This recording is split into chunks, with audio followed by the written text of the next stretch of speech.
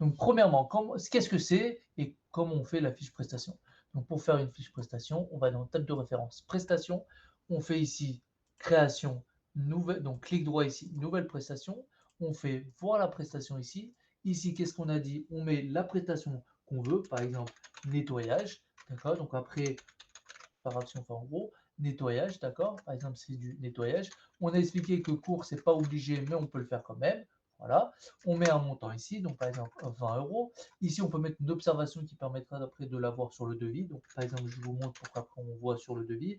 Nettoyage du bureau et nettoyage, euh, nettoyage du bureau et nettoyage des meubles. Par exemple, donc vous savez quoi? Regardez, on va faire mon bureau. Bureau, ici on avait dit B.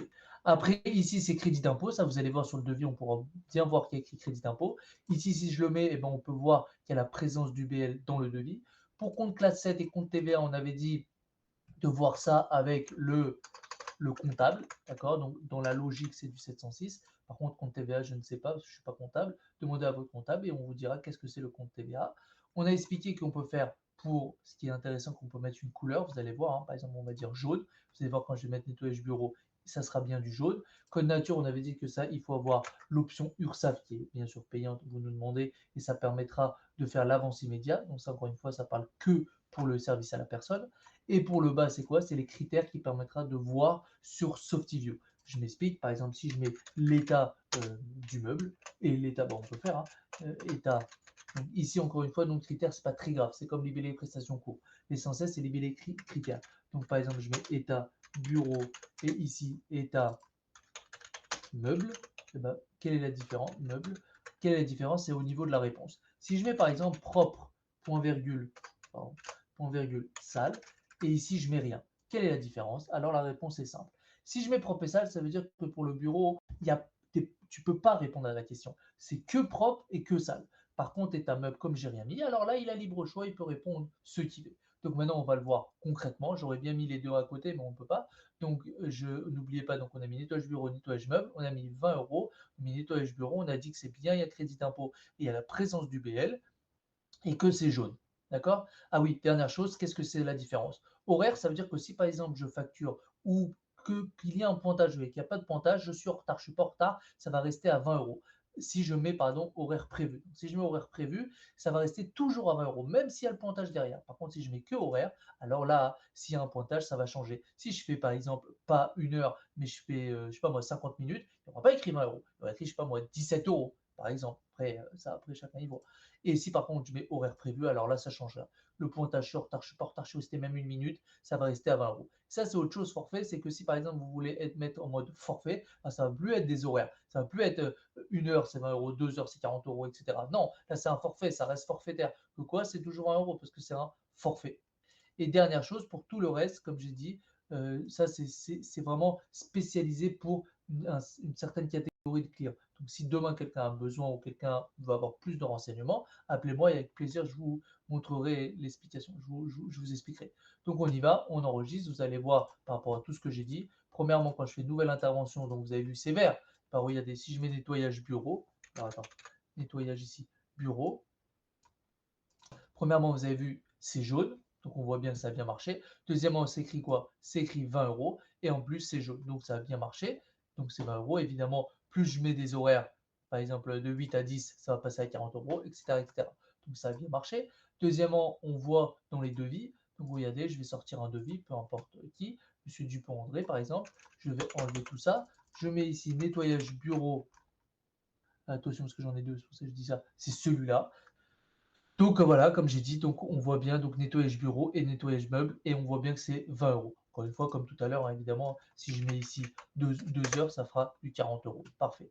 Dernière chose qu'on avait vue, attendez et regardez, je vais mettre du frais de port. Que quoi? Que le frais de port n'est pas sur le BL. D'accord? On met pas 50 euros. Et ben regardez, je mets sur deux. Maintenant, qu'est-ce que je fais? Je mets devis sur une page. Et là, qu'est-ce que je vois?